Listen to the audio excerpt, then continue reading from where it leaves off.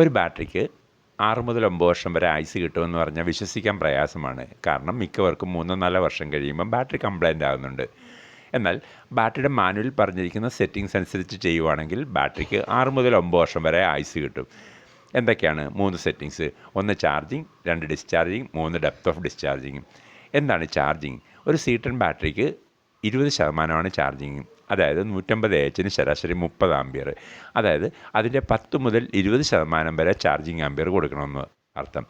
രണ്ടാമത്തെ ഡിസ്ചാർജിങ്. ഒരു ബാറ്ററിയുടെ ഡിസ്ചാർജിങ് എന്ന് പറയുന്നത് അതിൻ്റെ C10 എന്ന് പറയുന്ന 10 മണിക്കൂർ കൊണ്ടാണ് 150 AH ഡിസ്ചാർജ് ചെയ്യേണ്ടത്. അതായത് 1 മണിക്കൂർ 15 ആംപിയർ.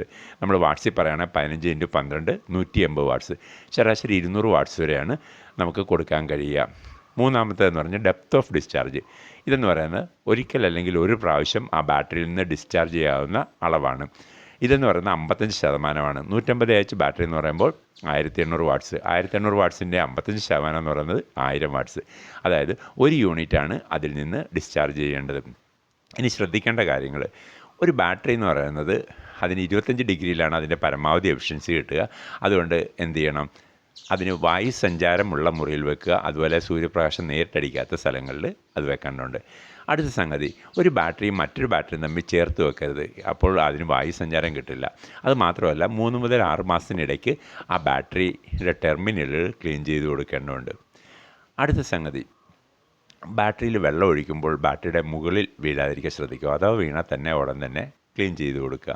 നിങ്ങൾക്ക് ഈ കാര്യങ്ങളൊക്കെ നിങ്ങൾക്ക് തന്നെ ചെയ്യാൻ കഴിയുന്നില്ലെങ്കിൽ നിങ്ങളുടെ ടെക്നീഷ്യന് ഈ വീഡിയോ അയച്ചു കൊടുക്കുക.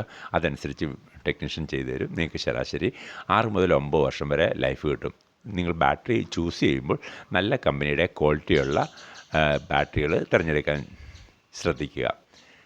നിങ്ങൾക്ക് ഈ വീഡിയോ ലഭിക്കുന്നത് സോളാർ ടെക് ട്രെയിനിങ് അക്കാദമിയിൽ നിന്നാണ്. ഈ ഇൻസ്റ്റിറ്റ്യൂട്ട് ട്രെയിനിങ് കൊടുക്കുന്നു, അതുപോലെ കൺസൾട്ടൻസി കൊടുക്കുന്നു. ഇതേപോലുള്ള വീഡിയോകൾ തുടർന്നും ഇടുന്നതാണ്. ഇത്രയും സമയം ഈ വീഡിയോ ശ്രദ്ധിച്ച നിങ്ങൾക്ക് ഓരോരുത്തർക്കും നന്ദി പറയുന്നു.